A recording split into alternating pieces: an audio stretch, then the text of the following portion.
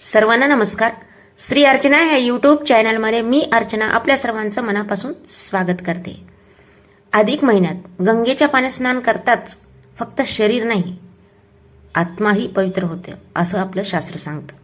म्हणूनच ऋषी मुनीपासून सामान्य भक्तापर्यंत सर्वजण या महिन्यात गंगा स्नानाला विशेष महत्त्व देतात. फक्त एका पवित्र स्नानाने मन शुद्ध होईल, पापाचा नाश होईल आणि भगवान विष्णूची थेट कृपा मिळेल. म्हणूनच अधिक महिन्यातील गंगा स्नानाला इतके दिव्य आणि पुण्यदायी मानले जाते. पण या मागचे गुपित नेमके काय आहे?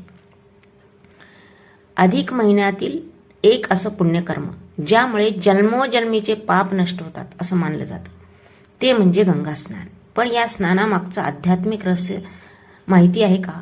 या मागचं कारण काय आहे? चला पाहूया. अधिक महिन्यामध्ये म्हणजे पुरुषोत्तम महिन्यामध्ये गंगा स्नानाला अत्यंत पुण्यदायी मानलं जातं. हिंदू धर्मग्रंथानुसार या महिन्यात केलेले स्नान, दान, जप, पूजा अर्चना अनेक पटीने फळ देते. विशेषतः गंगा स्नान केल्याने पापक्षय होतो, मन शुद्ध होते आणि भगवान विष्णूची कृपा मिळते असं मानलं जातं. अधिक महिना, गंगा स्नान आणि त्याचं पुण्य याचा उल्लेख अनेक पुराणामध्ये आढळतो. विशेषतः कोणत्या कोणत्या पुराणामध्ये? स्कंद पुराणामध्ये गंगा स्नान, तीर्थमहिमा आणि अधिक महिन्याचे पुण्य याचं वर्णन केलेलं आहे. पद्मपुराणामध्ये पुरुषोत्तम महिन्याचं महत्त्व, जप, दान, स्नानाचं फळ सांगितलेलं आहे. नारद पुराणामध्ये अधिक महिन्यातील व्रत, स्नान आणि भगवान विष्णू भक्तीचे महत्त्व सांगितलेले आहे. ब्रह्मवैवर्त पुराणामध्ये गंगेचे पावित्र्य आणि पापक्षय करणारे महत्त्व सांगितलेले आहे.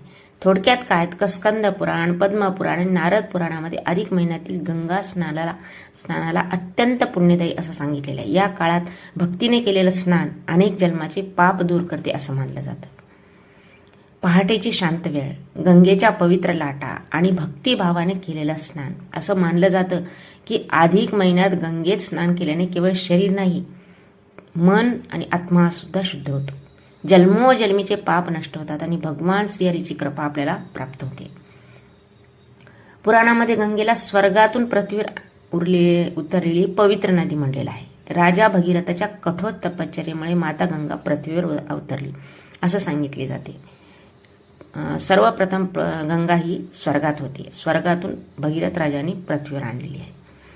म्हणूनच गंगेच्या प्रत्येक थेंबात दिव्यता, पावित्र्य मानले जाते. अधिक महिन्यात गंगा स्नानाचे पुण्य अनेक तीर्थयात्रा इतके मानले जाते. अनेक भक्त या काळामध्ये पहाटे उठून गंगेच्या तीरावर स्नान करतात, भगवान विष्णूचे नामस्मरण करतात, दानधर्म करतात, दीपदान करतात. असं मानलं जातं की या महिन्यात श्री विष्णू स्वतः भक्ताच्या भक्तीवर प्रसन्न होतात. ओम पुरुषोत्तमाय नमः किंवा ओम नमो भगवते वासुदेव हा जप विशेष फलदायी मानला जातो. गंगेत स्नान करून हा जप जपावा. पण प्रत्येकालाच गंगेत जाऊन स्नान करणं शक्य असते असं नाही. म्हणून शास्त्रात असंही सांगितलेलं आहे की घरच्या पाण्यात थोडं गंगाजल मिसळून भक्तीने स्नान केले तरी पुण्य मिळते. महत्व भक्तीचे असते. अधिक महिन्यात काही जण नदीत दीपदान पण करतात, संध्याकाळी वाहत्या पाण्यात दिवे सोडताना भक्त मनोभावी प्रार्थना करतात.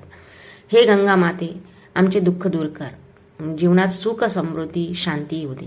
हे दृश्य अत्यंत भावपूर्ण आणि भक्तिमय असते.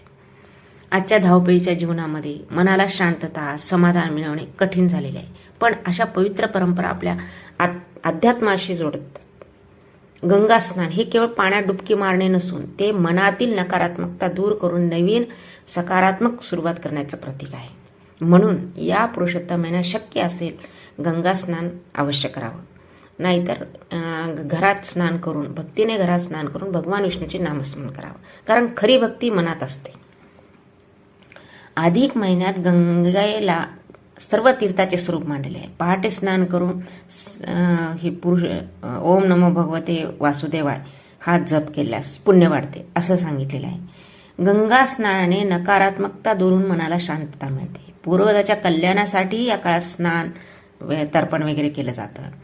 शक्य नसल्यात घरी, आम्ही एकदा नाही दोनदा तीनदा म्हणते की आपल्याला शक्य नसलं तर आपण घरीच पाण्यामध्ये, थंड पाण्यामध्ये गंगाजल मिसळून स्नान करावं.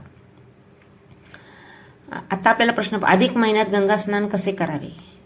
जर गंगेत स्नान करण्याची संधी असेल, भक्तीने गंगेच्या पाण्यात स्नान करावं. स्नान करताना मनात प्रार्थना करावी, हे गंगा माते माझे मन आणि जीवन पवित्र कर.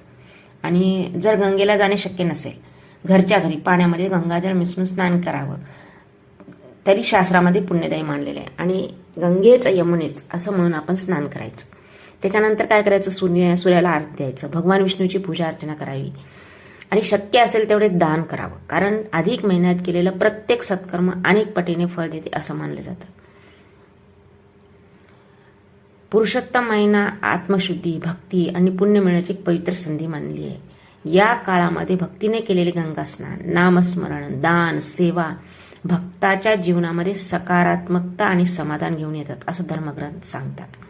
आजच्या धावपळीच्या आणि तणावाच्या जीवनामध्ये मन शांत ठेवणे कठीण झालेले, पण अशा पवित्र परंपरा आपल्याला देवाशी, संस्कृतीशी आणि आपल्या मनाशी पुन्हा जोडतात. गंगेच्या प्रत्येक थेंबात भक्ती, विश्वास आणि पावित्र्य अनुभवलेले जाते. म्हणून या अधिक महिन्यात शक्य असेल गंगा स्नान अवश्य करा. नाही शक्य झाले, घरातून भक्तीने भगवान विष्णूचे नामस्मरण करा. कारण देवाला केवळ पूजा अर्चनाच नाही, मनातील खरी भक्ती प्रिय असते. पण लक्षात ठेवा, पुण्य फक्त तीर्थयात्रेत नाही, चांगल्या विचारात असतं, दुसऱ्यांच्या मदतीत आणि भक्तिभावात सुद्धा असतं. चला तर मग या पवित्र पुरुषोत्तम महिन्यात आपल्या जीवनातील नकारात्मकता दूर करून भक्तीचा दिवा प्रज्वलित करूया आणि भगवान श्री हरीच्या कृपेने सुख, शांती आणि समाधानाने भरलेले जीवन जगूया. हर हर गंगे, जय श्री हरी, जय पुरुषोत्तम भगवान.